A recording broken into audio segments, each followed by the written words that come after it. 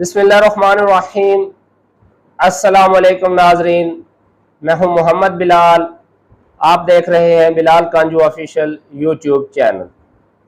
नाजरीन, आज की इस वीडियो में हम बात करेंगे धान की फसल में मैग्नीशियम सल्फेट के इस्तेमाल के हवाले से। इसे एप्सम सॉल्ट भी कहते हैं, मैग्नीशियम सल्फेट भी कहते हैं।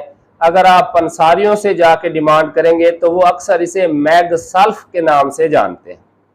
हमारे धान के वो काश्तकार जो ये कहते हैं कि जी हमने बवक्ते बिजाई डीएपी खाद भी इस्तेमाल की, बोरान का भी इस्तेमाल किया है, यूरिया भी मुनासिब इस्तेमाल कर चुके हैं, मगर ना टिलरिंग बढ़ रही है, फसल ऐसे लगता है बस पकने वाली है, रुकी हुई महसूस होती है, पत्ते जो है वो पीले हो चुके हैं।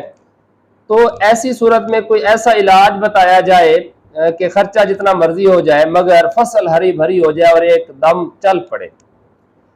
तो ये मैग्नीशियम सल्फेट ही वो हल है जिसका खर्चा भी ज़्यादा नहीं है। 1500-1600 रुपए में आपको 25 किलो का थैला मिल जाता है।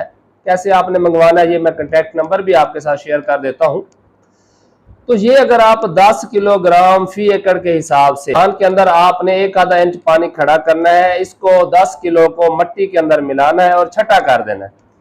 अगर ऐसा नहीं है, आपने यूरिया भी देनी है, फसल को पानी लगाना है और उसके साथ फ्लड करनी है, तो फिर आप इसको फ्लड कर दें।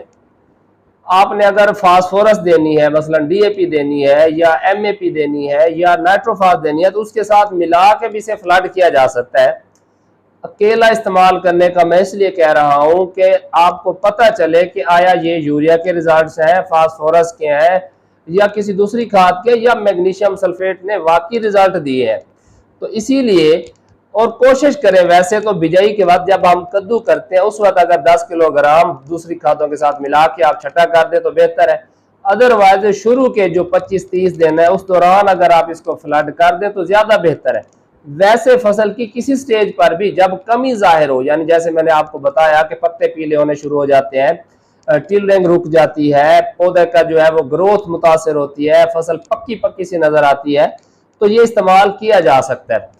अब अगर तो आपकी जमीनें हैं पक्के वाट की, नहरी पानी लगता है, जरखेज जमीनें आपने चेक करवाई हुई है और पहले कभी इस तरह की अलामात नजर नहीं आई, तो फिर हो सकता है कोई और इशू हो, मैग्नीशियम की जरूरत ना हो। मैग्नीशियम इस्तेमाल करना कोई लाजिम व मलजूम नहीं है।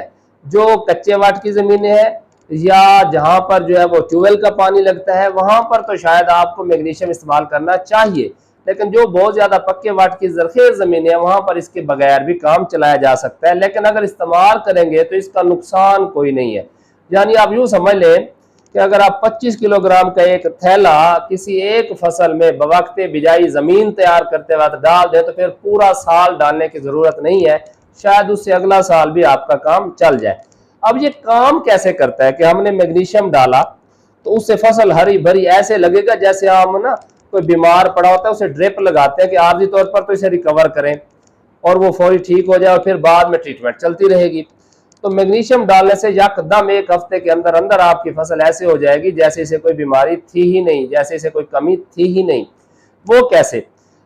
हमारे अंदर जो खून होता है उसके अंदर आपने नाम सुना होगा, एक हमारी प्रोटीन होती है जिसे हम कहते हैं हीमोग्लोबिन।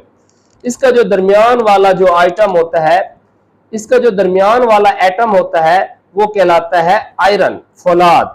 उसकी कमी हो तो हमारे जिस्म में भी खून की कमी होना शुरू हो जाती है, हमारा रंग पीला पड़ना शुरू हो जाता है, जिसे हम कहते हैं एनीमिया, खून की कमी।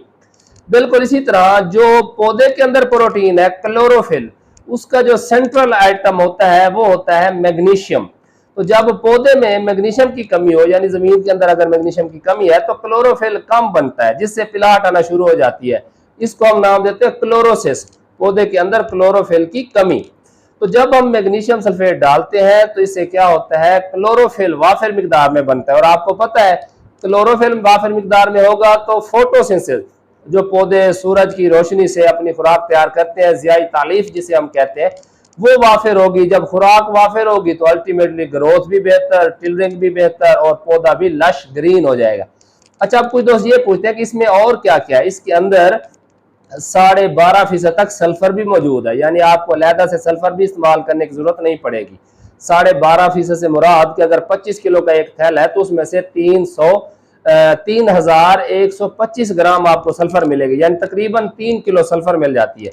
अच्छा, इसके अलावा इसके अंदर जो है वो 3 से 4% फौलाद भी मौजूद है, आयरन भी मौजूद है। अच्छा, इसके अलावा इसके अंदर तकरीबन 25 किलो के थैले में तकरीबन 700 750 मिलीग्राम तक क्लोराइड भी मौजूद होते हैं।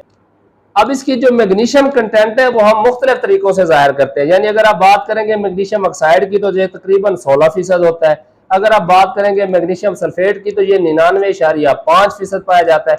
और अगर आप एलिमेंटल मैग्नीशियम की बात करेंगे तो ये 10% पाया जाता है। तो ये इसकी कंपोजिशन मैंने आपके साथ शेयर भी कर दी है।